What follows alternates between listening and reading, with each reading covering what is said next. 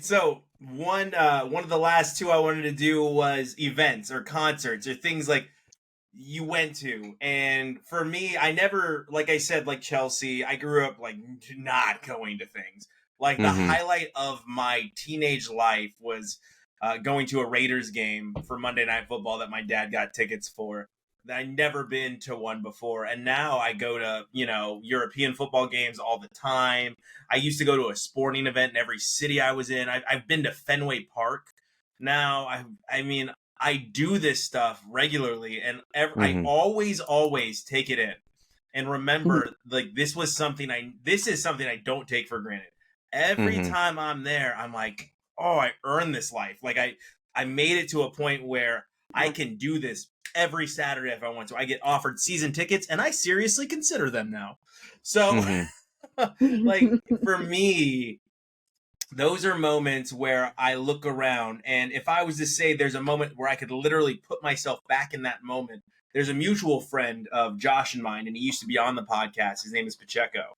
And he and Pacheco. we were working at Best Buy. We didn't make the most money, but we did okay. And he got tickets to go see Justin Timberlake and Jay-Z at Candlestick before they destroyed Candlestick. And I can still see myself in those stands where we were, like watching Jay-Z and Justin Timberlake, and I can feel the cold San Francisco air hit my skin, and I can just transport myself back. I can still see him with his cell phone dancing, next to us, and I can remember the conversation with the people that rode the bus to Candlestick there with us, where the young lady goes, "Oh my gosh, if they don't do Holy Grail, I'm going to be pissed." Like I could still feel every moment of like that. And I think concerts or football games, sporting events have a way for us to look around as humans, whether it be the audience or us here on the show, and go, wow, I can't believe I'm here and I did it. I Mm-hmm. made it to a goal of mine. Chelsea, I'm going to go back to you to start this time because I know you're into sports because you're on our sports show. Mhm. So do you feel anything like that, or it could be a concert? Yeah, I actually have I'm just like you. I've been to a lot of sporting events as an adult. I've gone to plenty of bowl games. I've been to some of the biggest of like sporting events. And one from when I was a kid, I did perform in the Super Bowl halftime show. Yeah. In Cool. 1996, I was in the backup choir for Diana Ross, and that was insane because it took me years, like 12 years again before I ever went to another NFL game. So even though I loved the sport, like I was like really excited. But another moment that really sticks in my mind sports wise is when I like had started working, and my brother and I, at that point, my brother was in the Air Force, and so I was flying down to his base in Albuquerque, and I would drive him over to Phoenix or to Tucson to watch Oregon play Arizona or Arizona State. And then Oregon made the national championship. And tickets were like $2,500. And my brother and I, we couldn't afford it. We couldn't make it work. We were trying to figure out, like, is there anything we could sell? Is there any way that we can make this work? Blood, plasma. Yeah, we were going down the list. We were asking for loans from our more affluent family. They said, absolutely not. You're stupid. So my brother and I sat at a bar right across the street from the stadium and watched the whole game. Like, we could hear everything. And just being shut out and on the outside of that situation made me so like ashamed and angry and frustrated that we just couldn't. It didn't matter. It just felt like at that point, it didn't matter how much money I made, how successful I personally was doing. Like, I was still just shut out of things because I was never going to reach like that upper level. Wow. And I kind of don't ever really want to be back there again. And so hopefully, hopefully that won't happen again in the future. But money changes all the time. Money changes. The concert that sticks in my mind is like I went to one of the only music festivals at Liberty State Park, so right where the Statue of Liberty is. Whoa. And it was it was a whole festival, but Coldplay was actually playing. And there's I'm not the biggest fan, but they put on a show. Just like Radiohead is known for like their amazing immersive concert experiences. There was just this point where I don't even know how they did it because it was outside, but all of a sudden, like all these paper butterflies just started like raining down on the crowd. And in that like second, I was like, I'm moving to New York. I'm selling off everything. I canceled my lease on my apartment that I had been in for 2 months, maybe. I packed up everything. Like as soon as I got back to Seattle, I packed up everything into my little Honda Civic and I drove across the country and just showed up in New York without a job, without a plan. But I was like, I'm going to make it happen because like, just, it was a magical moment for me. And so now whenever I hear Coldplay, like I get like goosebumps, even though it's been a couple years. Yeah. That's amazing though. Cause it made you feel something, and you can't put into complete words how you felt, but you can tell that story and other people around you can draw on your emotion in telling that story. Yeah. It also led you to take a risk that maybe most people in their life wouldn't even have opportunity to take, because you went with like no apartment, no job, no nothing. And I know that some people say it's easier said than done for a lot of people to do it, but it's not easy. It's really, really hard. Yeah, you have a trust fund or you don't. That's it. You know? Yeah. I think I showed up in New York with like, by the time I actually got to New York, with like $700 in my bank account. And I was like, I am boned. I don't even know how I got to actually figuring it all out, but I'm glad I did. Good job. That's crazy cool. Really cool story. Write the book, please. Similar. So like, I'm not sure about events, you know, like I've been to concerts and stuff, not a whole lot of sporting events. Oh, Bank One Ballpark, when it first opened up, it's probably called something else now, but I saw the Diamondbacks inaugural game. That was really cool. Okay. That's Major League Baseball, guys. That was really, really a lot of fun. I remember like I'm watching the game and I just look over across the stadium, and at the other side of the outfield, my brother's way over there just waving, hoping I see him, because that's the kind of kid he was. He didn't care about the game. Cute. Yeah, it was a lot of fun, but I'm thinking more of like going to the big city. I didn't do it nearly as raw as you did. Like I had the GI Bill, so I had that going for me. But I got to move to Portland, and we visited real quick, and I was like, "Yep, this is where we're going." And the event, category or whatever is more like once I got into the city, like you found the spots where the music was happening, where the art was. There was always like art somewhere. So I had these spots that I would go to, and I can like put myself in all of them like at a moment's notice, because it's just such a cool place with so many cool places, and there's always something going on, like blues over here and indie over there, and like there's one billiards hall that only has like little creature sculptures that are on, but they're always rotating with new creature sculptures. Anyway, that whole you'll have to tell me where that is so I can go visit next week. Oh, I'll have to remember it, but it's a billiard hall. Maybe I'll look at Google Maps. I forgot the name of it. Yeah, send it to me. All right, but actually, you might remember it. There's a meme with a big, like a fuzzy little art guy. He's like fuzzy, but he has like human hands. He looks kind of like a gremlin, but he's all white with black eyes. It's like a really popular meme from years ago, and that's the piece that was in this bar. Anyway, so that was cool. And then I think about like concerts I would go to with my brother or brothers, like older and younger brother, and we saw Ninja Sex Party and the Tupperware Remix Party. There's two different bands, and they're one of them's disco funk, like new age disco funk, and the other one's like kind of comedy rock, where they talk about the like, stars of boning. Now That's What I Call Obscure Music 5. Sure, absolutely, yeah. So my brother really follows them. I like them a lot. I don't really follow them, but I went to their show, and the show was mind blowing. It was cool. The Tupperware Remix Party, they do funk, and they come out wearing they're pretending that they're from another planet. They have different costumes on, and they have names, and it's a whole event. Yeah. They have costumes, and they have a lore, and they write songs, and they sing in auto tune, and it's real funky, and like space cosmic sexual music is what I would call it. Anyway, it was a great time, and just doing stuff like that with my brother as an adult. Yeah, it's not very common you get to do that with your family like that and have a great time. So big time memories there. Yeah, that sounds awesome. And that would just paint a picture that you could tell to people, and just like us, I don't think any of the three of us have ever heard of what you just talked about. No. Or understood it. Like I can No, promise you you, understand how it made you feel. Yeah. Yeah. Yeah, it puts you in a moment. Yeah, for What sure. about you, Liz?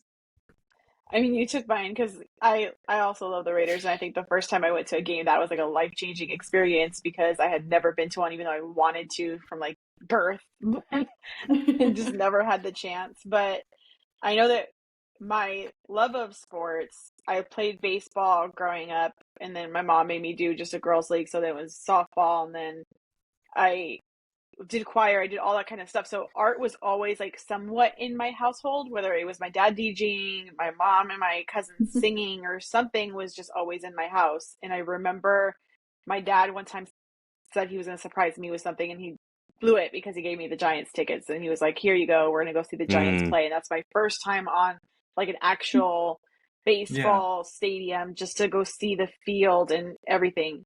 He couldn't make it. So then the whole time I'm there, I'm like, I wish you were here. Why did you have to go to work? Why couldn't someone else do it? But those luxuries were really far between because like most people, I didn't have a lot of money growing up. It was just like my mom, my dad worked, it paid for our bills, and then whatever they had, they would use for maybe a trip during the year. So it was mostly that. But when I went to the Raider game, we were playing the Rams that day, and my cousin was supposed to go with us because it was around her birthday. So I want to say it was near September 13th during that year, and she couldn't make it. She got sick. So we took my nephew, who is a Kansas City fan, and I made him wear a Raider sweater. We made him wear one, and he was just hating it. And I'm like, I don't care. You wanted to come with us, deal with it. Yeah. And This is your life you now. will be wearing this. And for your own safety, honestly. Yeah, I mean, like that also. Like, yeah, because I mean, we were in Oakland still. You know, it wasn't in Las Vegas yet, and we tailgated. Seeing the community, if you go tailgating, especially during that time, you could see that everybody could be from humble beginnings, and they would even offer you, hey, do you guys want cake? We're celebrating a birthday here. Or, hey, do you guys want some of this from our barbecue? And it was really, really interesting because I didn't see that outside of my household. Very Bay Area, middle class to poor behavior is like, it's very interesting when you go into those communities. And I think rich, cynical people would say, well, that's why they're broke. But I think that that's what's needed to keep those communities going, is that they're willing to give what they have, even though it's not a lot to the other people that are going through the same thing. Yeah. And it was really cool to see that, you know? You don't see it often. Yeah. Yeah. I'd rather be poor and helpful than rich and a jerk. Yeah, absolutely. And it attests, though, to like now that I work and I have my own money, and yes, I pay my own bills or whatever, but I almost feel guilty when I want to go to a place I know I can afford to go to, but I almost feel guilty for spending the money. So I have an actual event coming up in November.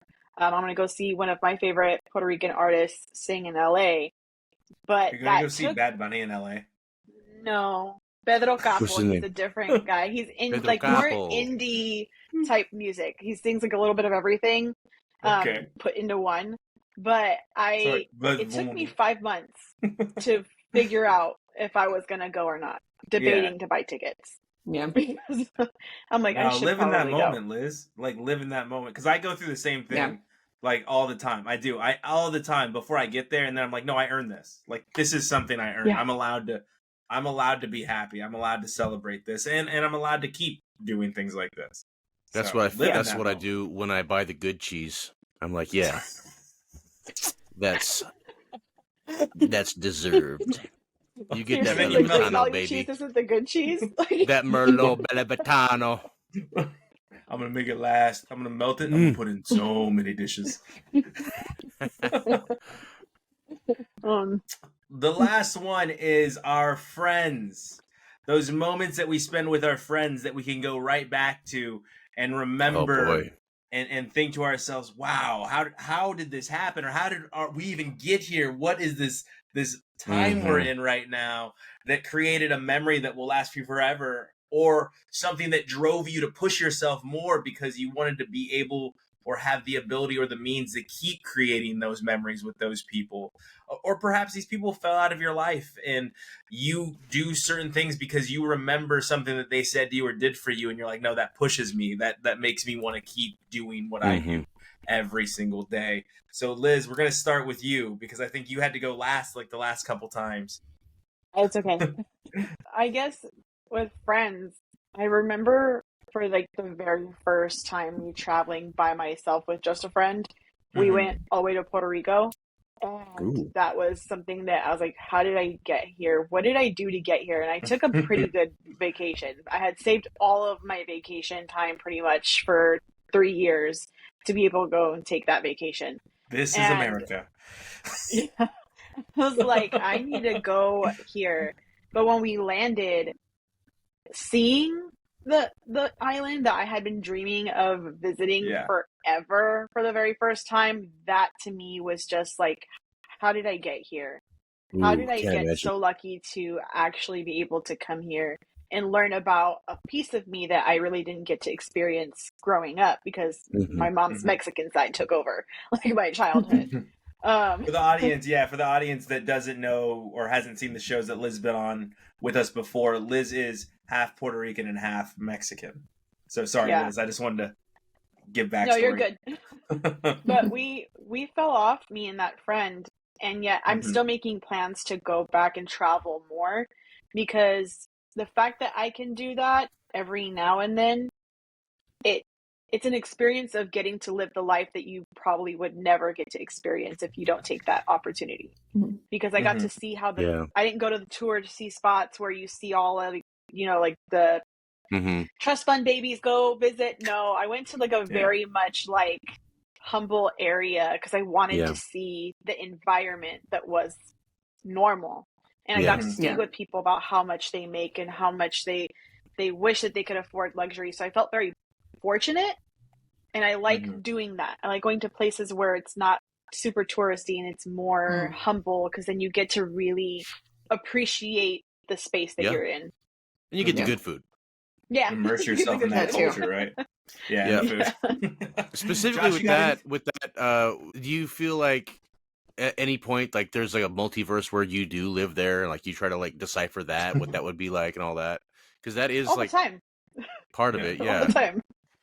Yeah. I had that that sort of, it's not even quite the same, but it's sort of with when I went to London a few times, and like I went to the court that's named after my family. I'm such a distant cousin, it doesn't matter, but like I still felt like there's another version of me that lives here. It's kind of weird. In the courthouse. No, it was a park. So yeah, a homeless guy in the park. They just called it a court. This is my park. Look at my name on it. You could still make that happen. Just get a one-way ticket, overstay your visa, and sleep on the bench. Like you said. But for me, with friends, there's a million stories. Honestly, there's different phases of my life I could talk about. But like the one that jumped out first, and specifically, like I said earlier, I took a mental snapshot, but I also verbalized it with after high school, before the military and stuff. I was kind of like just some party kid, loser, weasel boy again. And back then, you had to find somewhere to smoke marijuana. And if you weren't at a party, you had to just you had spots, right? You go to this spot, go to that spot. We go up in the mountains. We go over here on the trail, whatever. That was always just find somewhere to smoke weed. So we would be doing that. We goofing off. Maybe we went to a party that night. But it ended up me and my buddy were just walking around the trails in Colorado. And we stopped at one spot and just sat there. It was nice clouds. It was like past midnight, full moon right in front of us. And we were really just sitting there high as a kite and just being like, man, if I died right now, I'd be cool, bro. You know? And the other guy's like, yeah, man. And it's really corny and like whatever, but like it was for real. Like I still hold that whenever I need to find peace, I put myself there. Yeah. You know, it's one of those moments where it's like I really was absolute euphoria at that moment, not the show, like the definition. I got you. But I was on drugs. Kind so of like the show. A Kind little of like bit. the show. but it's very, very far distant cousin of the show. That show it's teenagers, then teenager sex, then drugs. Yeah, we didn't have sex that night. Damn it. Anyway, rest in peace, John. Back to old days where we just mentioned dead people every time. And Josh has to laugh about it after every single time. We had a counter that every time Josh would laugh about his dead friend counter. And I'm just because he's not laughing. He's laughing because he's just thinking about it. But it's just that reaction being your natural reaction to one of your dead friends. And now he's dead. And on that note, Chelsea. Yeah, let's do that funeral story. Start with that. Just kidding. Sorry. Oh my goodness. No, I'm trying to kind of rack my brain because like I've definitely had some good times with friends. But when I think back to like my core group of friends in high school, like the way that we met was really, or like kind of formed our cohesive bond was really interesting because my junior year of high school, I switched high schools. I was not happy at my other one. And so I changed my club swim team, and then I started playing water polo for the school. And the second week of school, 9/11 happened. And so I didn't go to practice that morning because my grandmother woke up and told me that she thought my aunt was maybe in one of the buildings because she had just spoken with her like the previous night. And so I am sitting there and I'm completely lost. I missed swim practice, which was really weird for me. I did not miss swim practice or ever. And so I get to school and all the girls are asking me what happened. And I can't believe I actually went to school that day. It was really, it's really crazy. But everyone was like, but people could see that I was off. And so a couple girls like came up to me and they were like, "Are you okay?" And I just broke down and started crying. And I was like, "I'm not okay at all." And we ended up kind of just like talking and sitting in a corner. And then everything started to come together and all the TVs and classrooms were on. And we started looking around and realizing that like all of the boys in our class might be drafted for war. Like, this is insane. Like, we don't know what to do. Like, you know, like this might actually really impact us.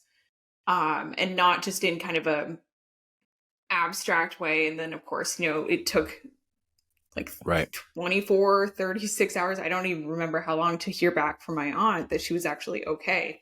Oof. And that she had been down there.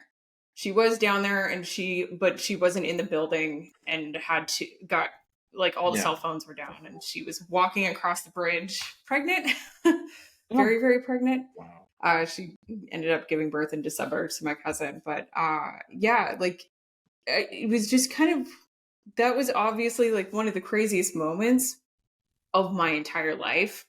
But in that day, I gained 5 really close girlfriends that I swam with and who were concerned about me. And I mean, we were best friends for a long time. And I'm still really good friends with some of those girls, though a lot of us have drifted apart and moved on. Sure.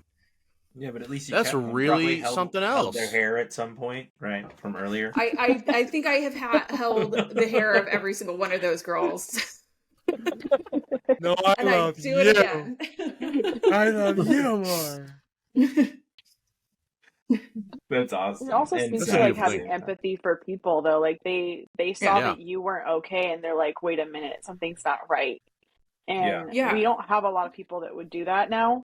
Like we don't have a lot of people, especially for like kind of a quote unquote stranger or new kid. You know, you're right. That doesn't happen very often. It's like, oh, they're weird. Like I'll just let them be weird. Like they can just sit in the corner by themselves and figure it out. Yeah, exactly. I was the weird suppose kid. Just kidding. for me, I was the I weird kid still off and am. on. Depending on which school I was in, I was the weird kid, yeah. I tried oh, so hard. I'm to not funny be a here? weird Okay. kid. I thought I was funny. I'm not funny. I'm the closet weird kid. Like, Yep. that's why I got the chance to be so eclectic with so many different interests, is because I had so many friends from so many different backgrounds that were into so many weird things that I didn't know about. And then I was a sports guy, and I got to have that, and my nerd friends, and it was a good time. It led me to be a more well-rounded individual, cultured, I suppose we could call it. Oh, you're so cultured, Fry. I think that there are so many moments, right, that come to mind. Like Josh said, he was drawing that the whole time we were talking. There are so many moments that come to mind. So I think that what I will focus on is what makes these kind of an out of a body, or I can't believe I'm here, or how is this happening moment, is the people that are involved in that moment, almost going back to the family situation. Whereas the group of friends that I have now, and I don't have a big group of friends. I have a very, very small. It's less than you think. Friends, and one less. Bye. And I always say that each one of those people makes up a piece of who I am, and without that person, I cannot. I'm on that Jerry Maguire. Each one completes me. Without these people, I can't be who I am. I don't have the ability without them injecting their thoughts or their individuality or their differences with me. And I welcome that. Even though I argue with it, I need it to be a complete person. I need, Josh to irritate me with his logic, but it's different than mine. So I accept it. And it makes me think differently, and it makes me also approach situations differently. Wes, right? Super irritating, but at the same time, he wants to party. Smart. But he's so smart. It hurts. And he wants to party all the time. And he's so intelligent. And I like Wes's lack of empathy, where he's like, "That's stupid," and you're like, "You're right, dude. It is stupid." Like he accidentally stumbles on some help. Yeah. That's very true, because he's devoid of like what would be a normal human response. Yeah. But, oh my God. I knew Wes was intelligent when we would get drunk together, 18, 19 years old, and I would look up math problems on my phone, like flip phone, and he could solve them in his head. And I'm like, this kid is so stupid smart. Yeah. But he's so common sense dumb at the same time. Truly. I mean, not to like make this show like the total crap on my brother's show, but he really is just a Rain Man sometimes. Like he just but when you're faced with like an emotional situation, he's just like, that's dumb. Why are you crying? Yeah, straight up. Like he's like, that's dumb. Or they suck. Who cares? Who cares? Yeah. Who cares? Yeah. Your big problem in life, if your world's falling down, he's right there to be like, who cares? But isn't that like so often that is the adult answer? Like, who cares? And in the end, you have to accept like, oh yeah, I got stuff to do besides this. It really does pull you out of it. But yeah, no. In that, like, those are just two examples, and there's I would say 4 others, but those moments that you could put yourself back in, it's true. I don't have a lot of close friends, but it's because I don't trust people, to be frank. But those moments make up who we are as humans and allow us to push ourselves to the point where, wow, how did I get here? Oh, it was me pushing myself and these people around me, making sure that whether I recognize this support or not, they gave me that support. And then those moments and wanting to repeat them or get out of them, right? That pushed us to have these out-of-body experiences. I'm sad we didn't get to the what is taking us out of the moment conversation, but perhaps that will be a topic for another time. Yeah, Josh, we'll save that for your very old episode. These phones these days. Yeah, but anyway, this has been a GORP, and on the GORP, you can reach us otherwise on our, we got the link tree going, but also we're at GORP Show on X to the Z and threads and Instas and TikToks, and we're on all the things. What? Anyone else got some shout outs? So for me, Maya Ladies 7, so MAYELEYDIS 7. You can find us on TikTok, Instagram. You can also find us on Threads.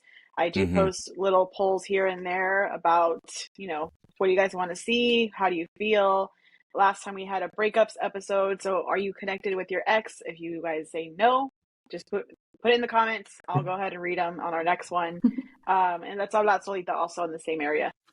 Let's have a lot of solito. Don't forget, we are part of the SadFan umbrella, SadFan podcast media outlet, mega mart. We're working on it. We're working on mega.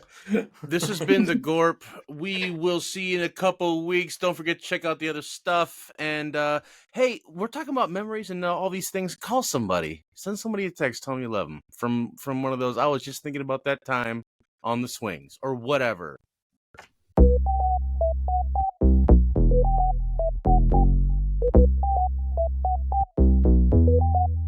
No way.